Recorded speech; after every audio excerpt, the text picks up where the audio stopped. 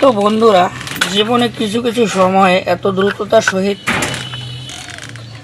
কাজ করতে হয় বা সেরে নিতে হয় যে খুব অল্প সময়ের মধ্যে অতিরিক্ত প্রেশার হয়ে যায়। নিজেদেরও ভালোভাবে মনে হয় না যে আমরা এই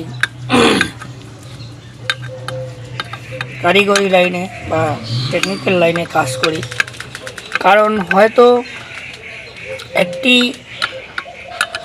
যন্ত্রাংশ তৈরি হতে 5 থেকে 7 ঘন্টা সময় লাগবে, কিন্তু সেটা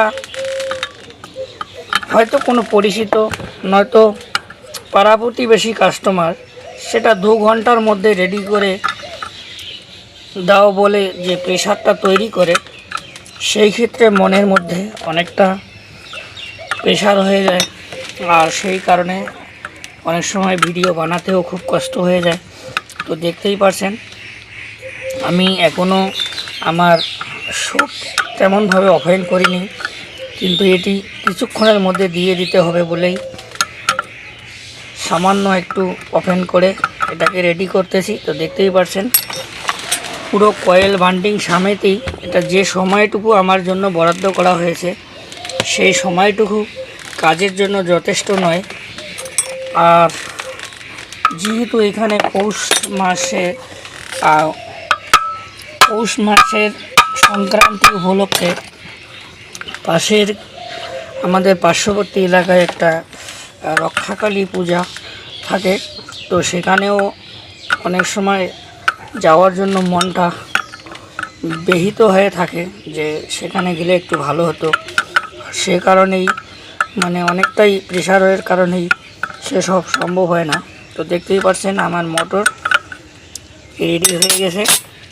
এটি হলো হাফ এইচপির মোটর, 3.7 কেডাব্লিউ অর্থাৎ কিলোওয়াট। তো যার বান্ডিংয়ে আছে 27 নম্বর ওয়্যার এবং রানিং কয়েলে আছে 25 নম্বর ওয়্যার, যার টান আছে 80 টান এবং 125 টান করে।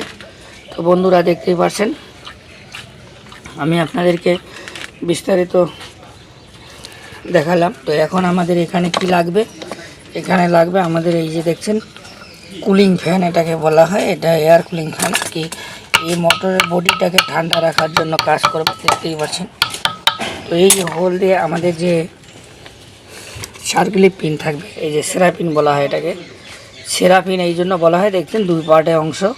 তো এটি যাবে এখন এখানে। তো এটি যাওয়ার জন্য এটাকে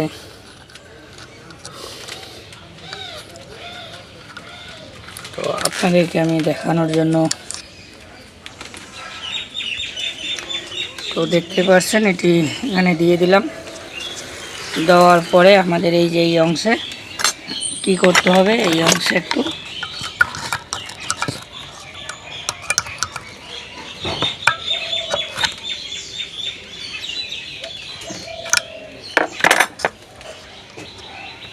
এরকম গ্যাপ করে দিতে হবে।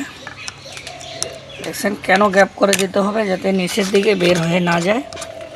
তো চলুন আমরা এটাকে 4 ওয়্যারের কানেকশন বের করেছি।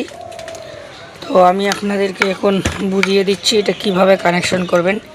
রেড কালার যে ওয়্যার দুটি আছে সে দুটি হলো আমাদের রানিং কয়েল, আর যে ব্ল্যাক ওয়্যার যে দুটি আছে এই দুটি হলো আমাদের স্টার্টিং কয়েল। তো আমরা একটা রানিং এবং একটা স্টার্টিং কমন করে নেব। তারপরে আমরা ক্যাপাসিটি সেট করে এর ঘূর্ণায়ন পজিশন দেখে নেব। যদি ঠিক পজিশনে ঘুরে তাহলে ঠিক, না হলে আমাদেরকে আবারও একটু কানেকশনের রদ বদল করতে হবে। তো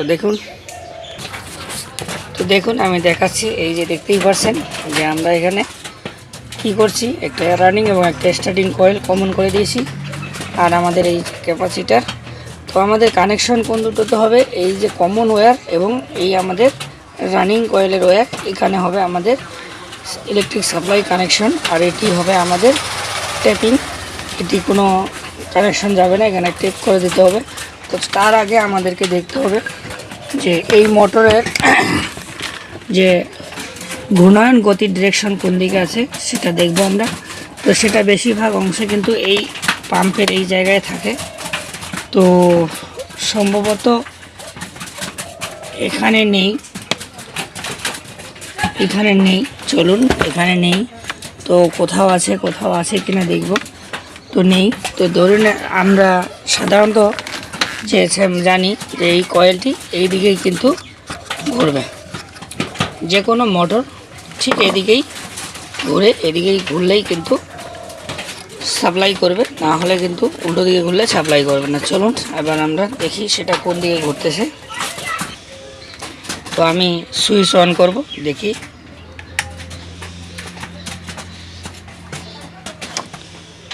তো সুইচ অন করলাম, তো এখানে আমার সম্ভবত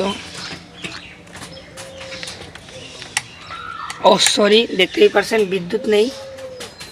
তো আমার পুরো মানে কি আর বলবো, যে পুরো বিদ্যুৎ নেই সকাল থেকেই, তো আমার একটুকু মনেই ছিল না।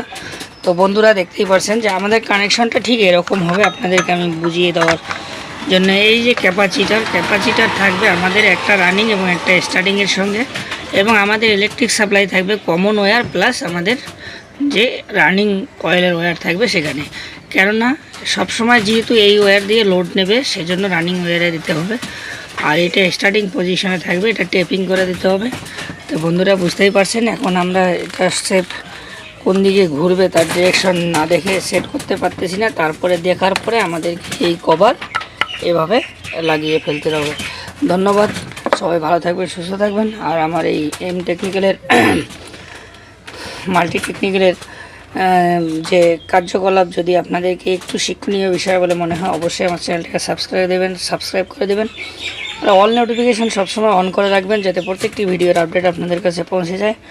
আর লাইক কমেন্ট শেয়ারের মাধ্যমে যদি আপনাদের কোনো মতামত থাকে অবশ্যই জানাবেন। ধন্যবাদ, জয় হিন্দ।